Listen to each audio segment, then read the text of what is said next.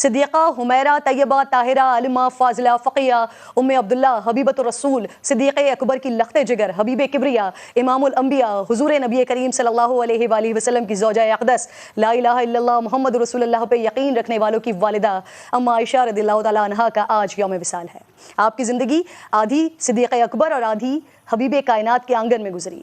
آپ وہ ہستی جن سے نکاح کی بشارت رسول کریم صلی اللہ علیہ وآلہ وسلم کو خواب میں ملی۔ آپ وہ ہستی جن کے لیے جبرائیل امین آسمانوں سے سلام لے کر آتے تھے۔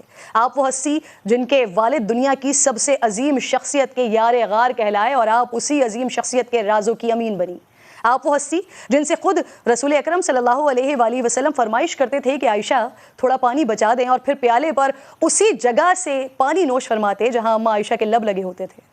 آپ وہ ہستی جن کے بارے میں احمد مجتبیٰ محمد مصطفیٰ صلی اللہ علیہ وآلہ وسلم فرماتے ہیں کہ عائشہ کو تمام عورتوں پر ایسی فضیلت حاصل ہے جیسی سرید کی فضیلت تمام کھانوں پر ہے۔ آپ وہ ہستی جن کے بارے میں سید المرسلین نے فرمایا کہ مجھے عائشہ کے بارے میں تکلیف نہ دو، اللہ کی قسم مجھ پر تم میں سے صرف عائشہ کے بستر پر ہی وحی نازل ہوتی ہے۔ آپ وہ ہستی جن کے ساتھ حضور اکرم صلی اللہ علیہ وآلہ وسلم نے اپنی زندگی کے آخری ایام گزارے۔ آپ وہ ہستی جن کی گود میں ہی آپ نے اس دنیا سے پردہ فرمایا۔ اپنی والدہ کی فضیلت بتاتے بتاتے رات گزر جائے گی لیکن حقیقت بیان نہیں کی جا سکے گی، لیکن اما عائشہ صدیقہ رضی اللہ تعالیٰ عنہا سے جو ہمیں سیکھنا چاہیے وہ شیئر کرنے کی کوشش ضرور کروں گی۔ بہت سے لوگ سمجھتے ہیں کہ اسلام کے پرنسپل پر عمل کر کے عورت کبھی دنیا میں کامیاب نہیں ہو سکتی۔ جن لوگوں کو یہ غلط فہمی ہے وہ اما عائشہ کی زندگی کو پڑھیں، بڑا افاقہ ہوگا۔ مسلم دنیا کے تمام علماء چاہے مرد ہوں یا عورت آج بھی اما عائشہ صدیقہ رضی اللہ تعالیٰ عنہا کے آگے سر جھکائے کھڑے ہیں۔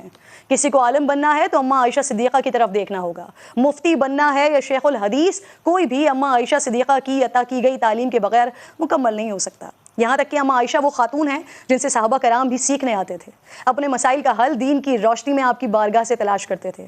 اما عائشہ نے یہ سب عرب کے اس معاشرے میں کیا جہاں ان کی ولادت سے محض چند سال قبل تک بچیوں کو زندہ درگور کر دیا جاتا تھا۔ جس طرح آج میڈیکل انجینئرنگ، کمپیوٹر ٹیکنالوجی اور آرٹیفیشل انٹیلیجنس کی تعلیم کو نہ صرف جدت بلکہ کامیابی کی ضمانت سمجھا جاتا ہے نا، ایسے ہی 1400 سال پہلے عرب معاشرے میں منطق، شاعری، تاریخ، علم الانصاب اور طب کو بادشاہوں کا علم سمجھا جاتا تھا، اور اس وقت بھی اما عائشہ ان علوم کی ملکہ تھیں۔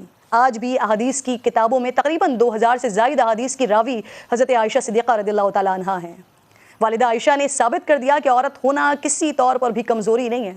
آج بھی عورت ہر میدان میں طاقت و رتبہ حاصل کر سکتی ہے، دنیا کے تمام شعبوں میں اپنا مقام بنا سکتی ہے۔ اما عائشہ نے اپنی پاک زندگی سے یہ کر کے دکھایا ہے ہمیں صرف ان خطوط کو فالو کرنا ہے۔